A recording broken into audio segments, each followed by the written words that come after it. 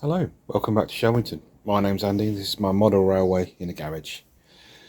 So I just want to give you a couple of updates as to how far we're getting along with things. I don't know if you can recall from the last video, this area was full of boxes and locos with wagons and all sorts going on. But I've now finally managed to get a lot of the rolling stock unboxed and onto the layout. So we'll have a little bit of a quick tour this morning just to give you a little insight as to what I've been doing. So we've got the HSTs kind of just piled up here, loads of carriages and stuff. Most of these boxes are now sorted. There are some still with locos in and coaches and stuff, but we'll worry about that later on. So just moving around, still got a box here. This is full of what's in this one? Oh, coaches. Totally just full of coaches. There's I don't know how many's in there. Another couple of boxes there still to be unpackaged, but if we move around slowly, you can see now the fiddle yard lines are filling up. And if we carry on around the corner, so that's looking down towards the start of the fiddle yard. And if we carry on around, you'll see got some work to do in the back corner there. But you'll see now, hopefully, still got a little bit more track work to do just down here. Got a line to go into join up there. I've actually run out of track. More track has been ordered, but it's not arrived yet. And there we go down to the other end of the fiddle yard. So as you can see, it's pretty congested. I was hoping to get everything in here, but it's not. There's too much. It's not going to happen. So that's where we're at right at the minute. So what I'll do is we'll go down and stand over, where are we, over here, and then you'll get another idea of the other end of the fiddle yard.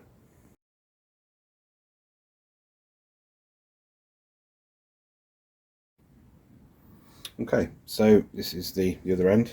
So looking back down the tracks there. So as you come around, back down here, again, as you can see, it's full. Got a little bit of space on this line here, but not much. So there we are. Some more locos and things to go on, and then the helix, which no updates on this at all. I haven't done anything with this. All I've been doing the last couple of weeks is running trains up and down to make sure that all these locos that are here will in fact pull their relevant rolling stock.